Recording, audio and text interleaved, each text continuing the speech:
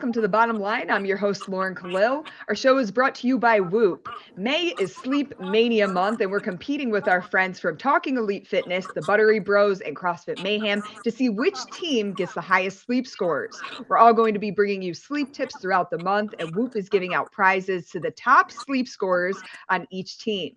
Check out the description below to join our team or sign up to get a free strap and extra month's membership with a link in our bio. On today's episode, we're asking the question, is Scott Panchik really retired? To discuss the topic, who better than Scott's brother, Spencer Panchik, and of course, one of CrossFit's analysts, Chase Ingraham. He's back. Spencer, it's going to be a fun little conversation. We're going to start with you. As Scott's brother, when he announced that he was going to retire this season, did you really think that he was going to follow through with it? That I don't know. I feel like ever since he started, every year he's like, this is my last year. This is my last year. And then he always keeps coming back. But I feel like this is the first year he actually like publicly said it. And who knows? So when he publicly said it, though, did you think, okay, maybe he's actually going to follow through with this? Yes, I did. Then you started throwing down. He wanted to drink the Kool-Aid again. What happened? Yeah, we just so we actually shut our affiliate down this year. We ran into a few problems with our landlords, and it was just hard to find a space. So I ended up getting a smaller space to train at, and then Scott's been coming out, and then I've been going out to CrossFit Mentality. So it's cool really being able to kind of reunite and train again. And we've just been having fun with it. Yeah, and it looks like you lit the fire under his tush with some of those workouts. Now he wants to compete again. Chase, as somebody who's, announced this sport for so long, you've been in the space. We saw Scott at Wodapalooza. Then we've seen him at every stage of the CrossFit Games season so far. He did well in the Open, well in quarterfinals. He's preparing for a semifinals. Is Scott the Brett Favre of CrossFit? Oh man, I hope so. I love Brett Favre. He's one of my favorite athletes. At least Green Bay Packer Brett Favre. Things got a little squirrely towards the later end. I blame Spencer completely for this.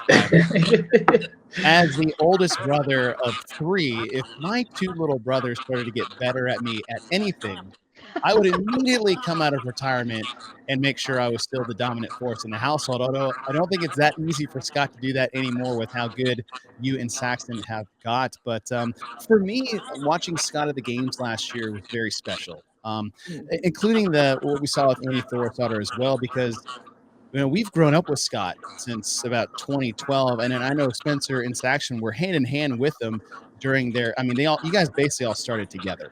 Right? Yeah. Scott was the first on the scene. Obviously, you guys are making your way up. You're so dang young, but still super fit. But seeing the evolution of Scott, whether it was, it's like watching these. It's almost like a Truman Show, but like with fitness. Like we've watched these people grow up in front of our eyes. We've watched them be in relationships. We've watched them get married. We've seen their injuries, their setbacks, their successes, and then you see kids come on the scene. And the ending of the 2021 games was super emotional for me because as a dad, watching Scott fight every day through what he was going, but seeing, his family in the stands and the brothers and all the kids, like that was a very emotional moment for me as a fan and a father. And I thought it was a really cool, I would say, cap to the end of what Scott's career really was at the games.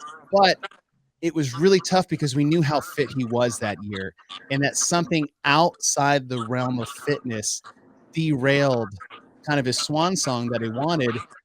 And I think for any athlete at that caliber, if it starts to feel good again and things are going well, I still can't fault the guy for wanting to come back if he feels like he's capable of doing great things. Yeah, I agree with that 100%. The dude is very fit.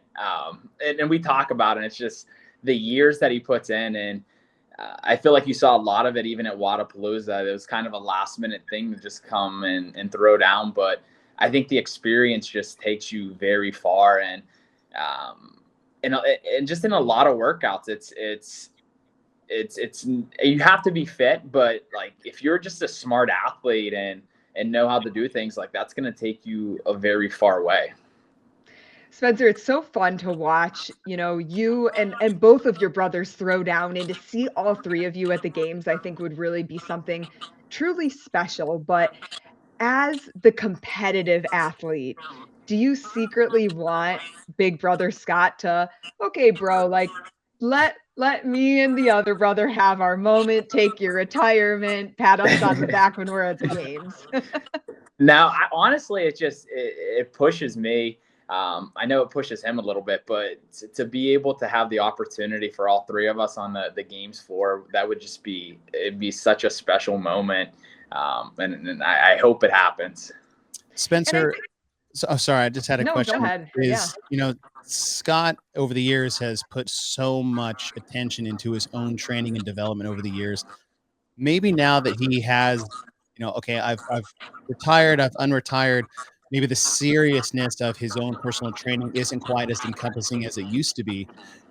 At this point now, maybe over the last year since then, do you feel like he's been more open and supportive with your career? Yeah, absolutely. I think I don't know how he balances everything that he does. It's really something that I admire, and it's crazy how fit he can be with as much as he's doing. And I just think that's something that I really look up to him with everything that he's doing. And he's just setting the bar higher.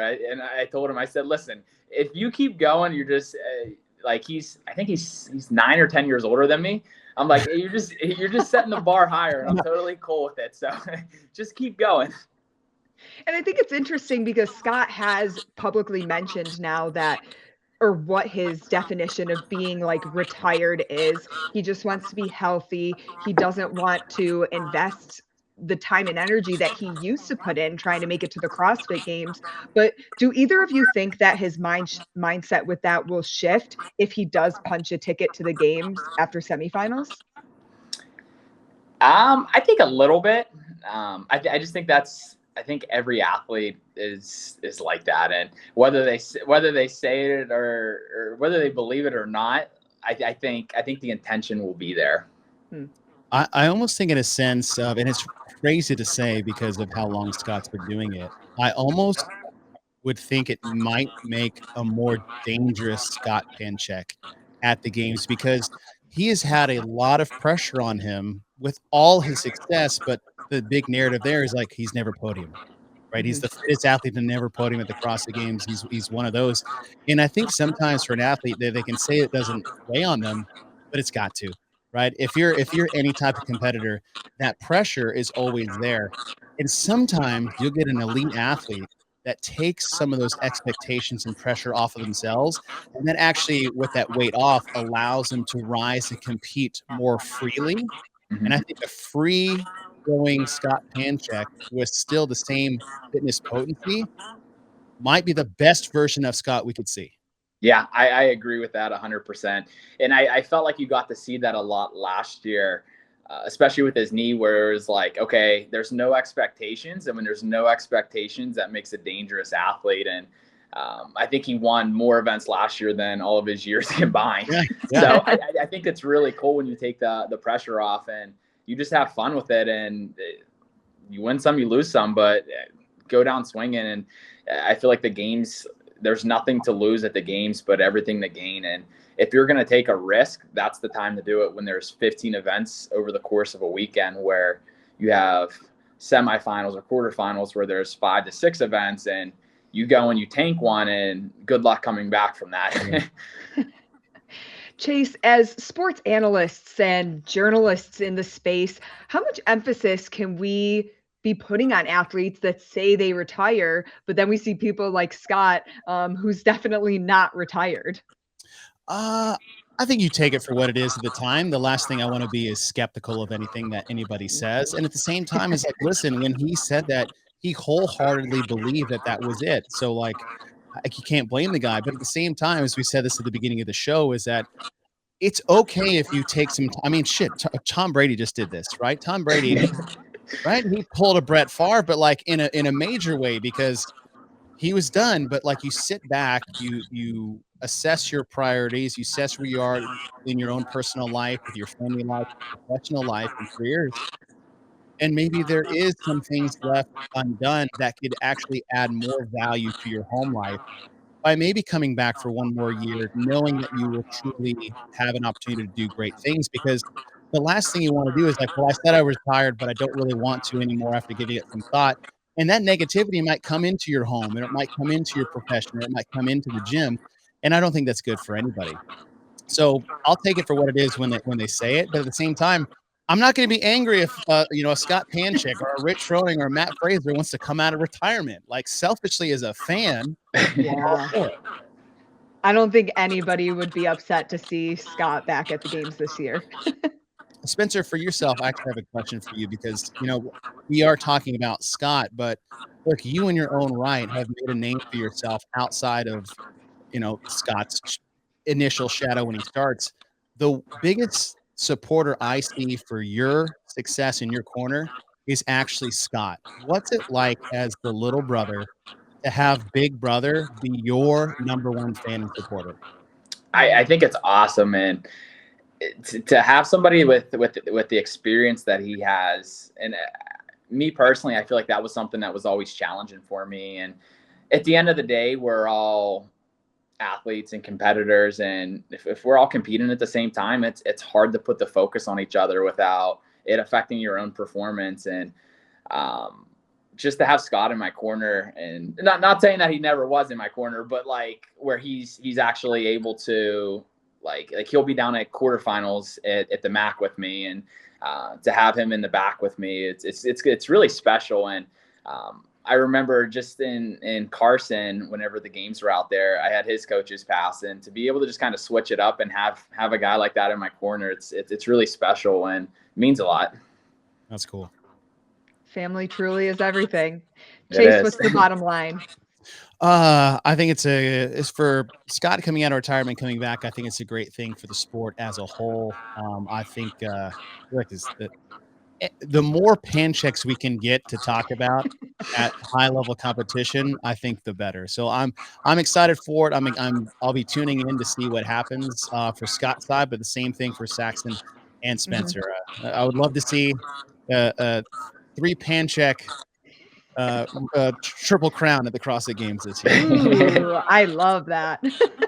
Spencer, what's your bottom line? Yeah, I think it's going to be a good year, and take it day by day, week by week. And as you get closer to the games and semifinals, I think it'll be cool what happens. Who knows? It's going to be an exciting season. Spencer Panchik, Chase Ingraham, thank you guys so much for joining us. We're hoping for all 3 Panchiks at the CrossFit Games.